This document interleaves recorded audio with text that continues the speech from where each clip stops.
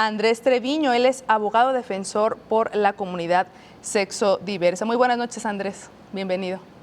Buenas noches, muchas gracias y gracias por abrir el foro pues para discutir este tema que es tan importante, que como bien dices, hay mucha desinformación promovida desde el titular del Ejecutivo.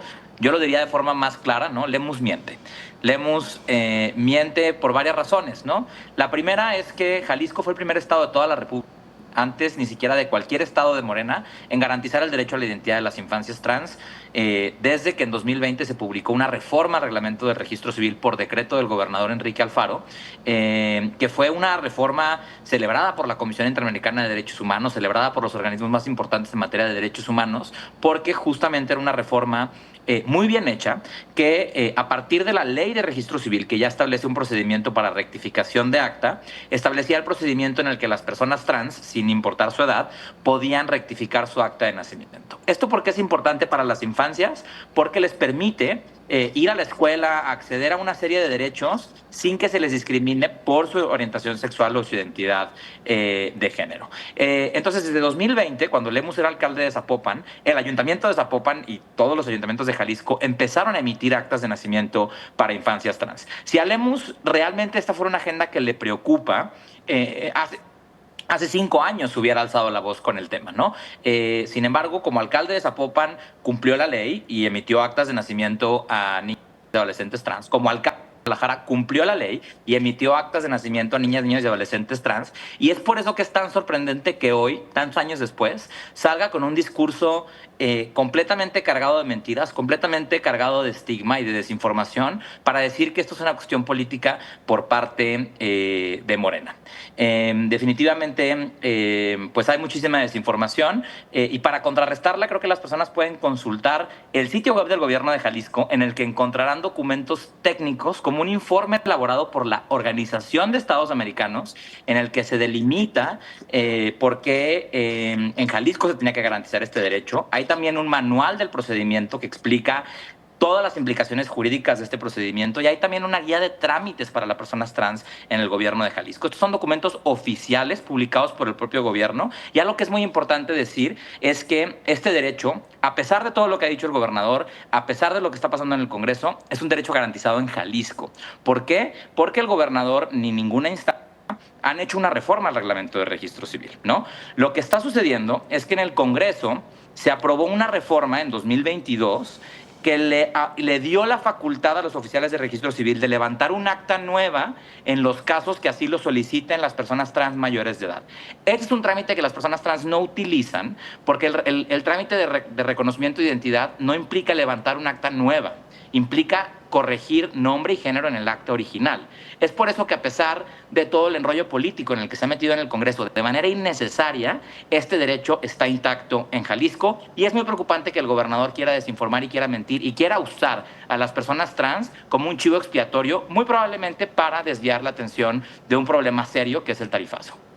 Como bien dices, Andrés, es un tema de derechos, es un tema de identidad que las personas mayores de 18 años pueden hacer. Sin embargo, existe esta traba para menores de 18 años, ¿no? Y aquí es donde surge esta desinformación de que se habla de cambio de sexo, que realmente nada tiene que ver, y que eso es lo que genera alarma, sobre todo entre la población más conservadora e incluso en personas que no están tan informadas, pero que escuchan esto y que dicen, no, ¿cómo van a intervenir a las niñas y a los niños? ¿No? Suena escandaloso, suena algo hasta perverso, pero no tiene nada que ver. Me gustaría que nos explicaras también esto respecto a las personas menores de edad, porque me preocupa mucho este tema de la desinformación, sobre todo cuando proviene de alguien que ostenta un cargo como el gobernador del estado.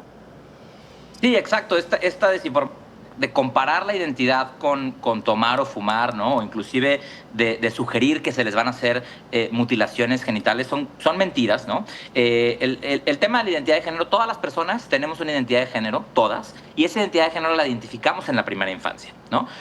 Si tú eres una persona que está viendo este programa, cuestiónate cuándo te diste cuenta que eras un hombre o una mujer. Y me vas a decir que siempre lo supiste. Esa experiencia que tú tienes es exactamente la misma experiencia que tienen las personas trans. Y para comprobarlo, hay una encuesta del INEGI en la que en 2022 el INEGI publicó la encuesta nacional sobre diversidad de género, y esa encuesta nos dice que el 62% de las personas trans mayores de edad en México declaran haber sabido su identidad de género desde antes de los 7 años de edad. Es decir, la experiencia que 1 millón de mexicanas y mexicanos le contaron al INEGI hace completamente sentido que dice la ciencia en torno al reconocimiento de la autopercepción de la identidad de género. Hoy en día las infancias trans existen. Hoy en día las infancias trans escuela y hoy en día las infancias trans se enfrentan contextos crudísimos de discriminación y violencia. Si al gobernador le preocupa proteger a las infancias, entonces tenemos que hacer todo lo posible para que esas infancias crezcan en entornos libres de violencia y hoy el gobernador está haciendo completamente lo opuesto. Está exponiendo a las infancias trans y a sus familias a un discurso de odio y a un discurso violento muy problemático que definitivamente tiene implicaciones en la vida de estas infancias, ¿no? Entonces es muy preocupante que haya esta desinformación, pero afortunadamente hay muchísimos recursos allá afuera hoy que nos permiten informarnos. A quienes nos están viendo y este tema les genera muchas dudas, yo les recomiendo que se acerquen a la Asociación por las Infancias Trans, infanciastrans.com en internet, y van a acceder a un sinfín de bibliografía que les permita acceder a información objetiva y científica que explica por qué es tan importante tomar una medida de esta naturaleza. Me gustaría que nos contaras, Andrés, para la audiencia, si bien comentas que incluso con base en encuestas del INEGI se habla de que personas trans justamente detectan su identidad de género alrededor de los 7 años, es decir, a edades muy tempranas, al cerrar la puerta de que ellos y ellas puedan cambiar su identidad en su acta de nacimiento a través del registro civil, estamos hablando de que por 11 años van a mantener su acta de nacimiento tal como sus padres le registraron en su momento, es decir, 10, 11, 13 años, 8, que van a estar teniendo que hacer trámites a nombre y con el género de alguien con quien no se identifican. ¿Qué implicaciones psicológicas, sociales tiene esto para una persona? Porque les estamos invisibilizando. Sí, definitivamente, como dices, tienen graves impactos en su salud mental, ¿no? De hecho, hoy estos discursos antiderechos promovidos por gente de Movimiento Ciudadano hablan sobre los índices que existen de suicidio en adolescencias trans. No son tan altos por ningún elemento alienado a la orientación o la identidad de las personas. De acción a un contexto de discriminación y de violencia en el que las personas LGBT crecemos, ¿no? Hay que ponerlo con mucha claridad. Las infancias trans, el movimiento de infancias trans que ha impulsado esta legislación por legalmente garantiza este derecho, son personas que han vivido en casa todo el proceso de reconocerse, de aceptarlo, de aprender en conjunto. Esas infancias trans, sus padres, en muchos casos, ya les reconocen, ya les abrazan con la identidad que tienen, ya les nombran con el nombre que eligieron, y hoy el Estado y hoy el gobernador lo que está diciéndole a estas niñas, niños, niñas y a sus papás es que no importa el amor que se tengan, no importa el proceso que hayan atravesado,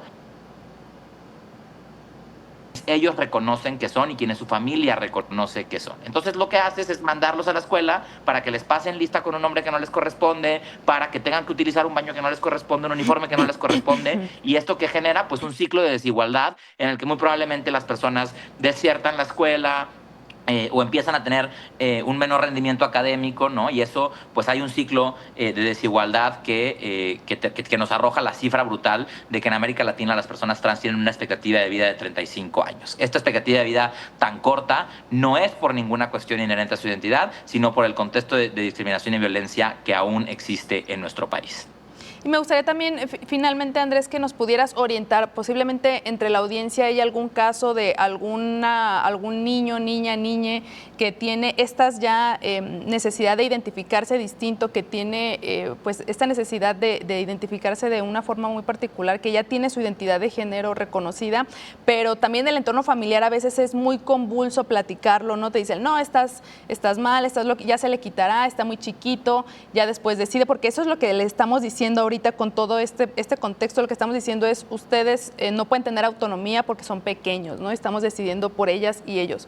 En ese sentido, ¿qué recomiendas tú a las familias de niñas, niñes, niños que ya comienzan con este tipo de expresiones de tener una identidad de género distinta a la de su sexo de nacimiento, ¿cómo orientar para evitar desacreditarles, para no invalidarles y para poder tener, digamos, un proceso también psicológico a nivel familiar, porque es un impacto, ¿no?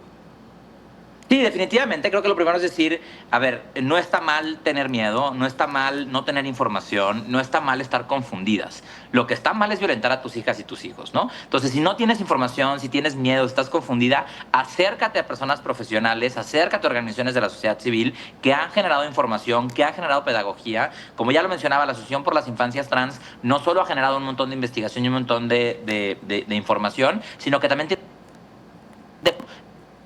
hablar de padres a padres, ¿no? Conocer la experiencia de otra familia, conocer de primera mano de cómo le cambia la vida a las niñas y a los niños que se les reconozca por quienes son, que se les reconozca su valor y se les quiera por quienes son, es algo que definitivamente le va a abrir el corazón y la mente a cualquier papá que esté pasando por esto. Entonces, decirles que si en casa están enfrentando una situación con un niño o una niña que les comparte su identidad de género, no están solas, hay muchos recursos, organizaciones de la sociedad civil, profesionales de la salud mental que también pueden acompañarles. Y también es muy importante mencionarles que a pesar de que el Congreso votó en contra de esa reforma, en Jalisco el derecho a la identidad de las infancias trans está vigente. Hay ayuntamientos que todavía siguen emitiendo estas actas, cumpliendo la ley vigente de Jalisco, y que hasta que el gobernador no emita una reforma contraria a la reforma vigente, todas las oficialías de registro civil de Jalisco tienen que seguir garantizando este derecho. Si el gobernador emitiera una reforma en el sentido contrario, entonces sería el Ejecutivo quien estaría en una situación de inconstitucionalidad, y esa no es la realidad el día de hoy. Hoy es el Legislativo quien está siendo requerido por la Corte, y es por eso que el gobernador no se ha atrevido a reformar el reglamento de registro civil, que es de su competencia y que aún hoy, con todo lo que dijo el gobernador, está vigente.